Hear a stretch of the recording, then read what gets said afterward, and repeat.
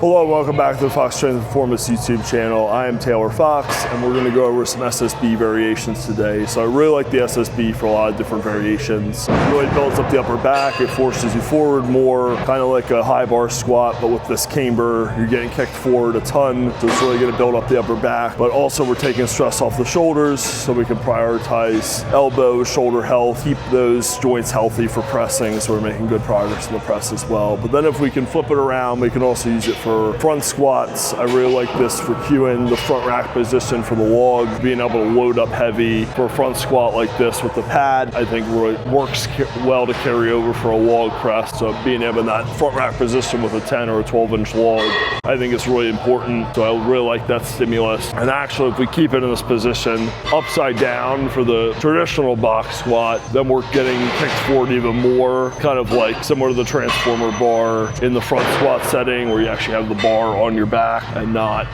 in a front rack. You're not actually doing a front squat. I like this for box squats as well as a slant board squat. I'll do this and try to stay really upright to really initiate the quads more. And then we'll get into some more dynamic stuff with the bottoms up Zercher and then a split squat, bottoms up for the pins as well. So the first one's gonna be the front squat, which I've been doing lately with the hip circle. So you may have seen that in some other videos that I posted previously. And that's pretty cool with the piston style squat so that we're kind of staying on tension the whole time and really trying to engage the ventral glute, pushing out against the hip circle. So I'm just gonna do a normal pause front squat here. I'm in kind of a transition phase, deload, whatever you wanna call it, but just trying to get some quick sets in. So try to do like a few sets of each variation. So I definitely do normal front squats with a barbell. Love those as well. Love zombie front squats. Hit the upper back as well. I feel like that really works well for the deadlift as well as other strongman movements. I feel like this is just a good way to get that positioning. I feel like it's very specific to the long front rack and also just a little bit more comfortable, but it's not that easy. Like I did 460 for 5 and kind of missed after that, or just kind of my legs gave out. But like if I put like 550 on a buffalo bar, like I can rep that out like crazy. And that's a good stimulus too, but I feel like it's kind of like cheating because it's like the camber of the bar, it doesn't roll off your shoulders. Like you can kind of like stay there and be a little more comfortable hinging back with the hips. Whereas like this, you still have to stay upright. You have to maintain that good front squat position, but you're not getting it where the bar is just dumping off of you.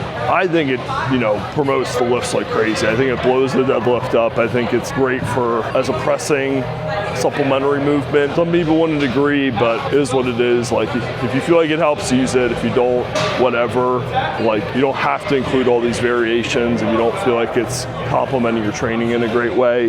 But I keep it in the rotation because I feel like it does like really benefit my lifts a lot. I think I'm gonna see the payoff at the end of this program.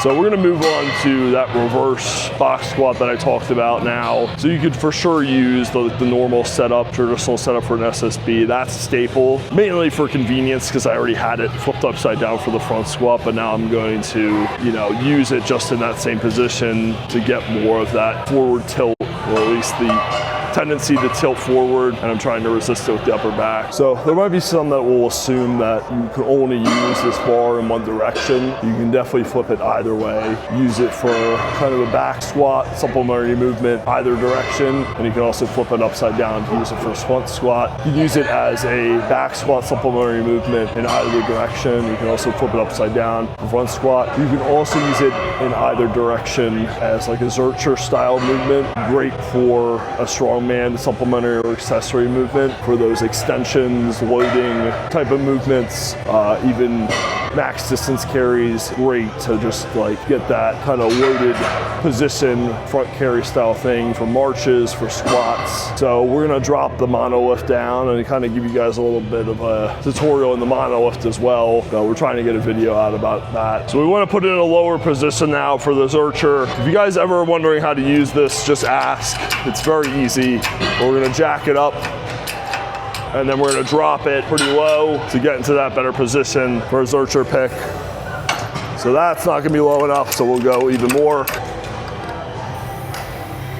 There you go. Now it's ready and set up in position the way I need it. So that first one is going to be more that traditional Zercher SSB squat that I like to use. You can use it from a bottoms up position. You can use it coming out of the rack. You can attach bands. You can attach chains. You can do it heavy. You can do it for speed. You can do it with some type of ISO hold, whatever you feel like is good, like a pause in the bottom or something like that. And then that second one is going to be more like that pure extension type movement, thinking about carryover for stones, thinking about carryover for sandbag loading, other implement loading. So this is the type of thing, like, we use these supplemental movements because we can't just be doing stones all day.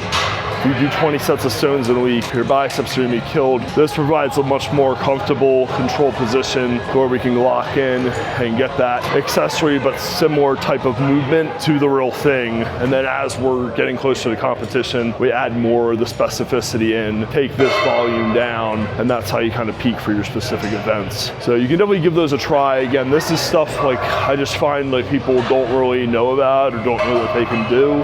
And I'm trying to prescribe stuff for clients or just like kind of help people out who don't know that these variations are available. So this is a different way you can change it up. Get your extensions in or get a different type of Zercher load in. We got something like a Husafel max distance carry coming up and you're just really struggling with how to get stronger to carry like that 350, 400 pound stone in that front carry position for, you know, up to 60 seconds. All right, and the last one is gonna be the bottom is up floating heel split squat. This is a staple in the chaos theory programming. I think it's very good exercise to improve the foot strength, speed with yoke, speed with farmers, and just overall explosiveness off the foot in general in strongman. So like that dip and drive, getting the heels off the ground, getting pushed up into triple extension.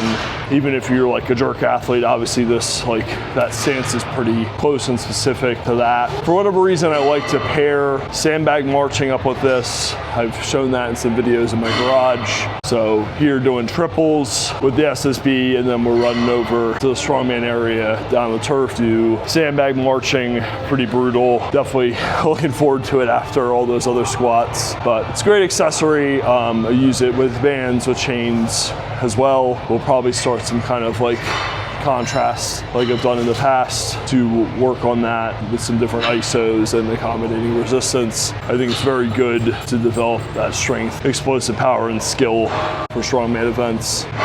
And it's just brutal in general, so it's a great way to push yourself and try something new out. But those will be all the variations for today, just some different ways you can use SSB. Pretty much all the ways that I use it, besides like SSB JM press, which I wasn't gonna include this video because we're doing more squatting and extension-based stuff. But that's pretty much a good rundown of how I use the implement and the best way to kind of incorporate it for different events, different movement styles, and just push yourself hard so you can, you know, prepare for whatever it is you're doing, like strongman competition, or maybe you need something a little bit different. If you're powerlifting, team sport athlete, just general fitness, and you just want to have some fun and work on some more difficult things. But hope you guys enjoyed the video. Until next time, keep lifting those heavy weights. Hold strong.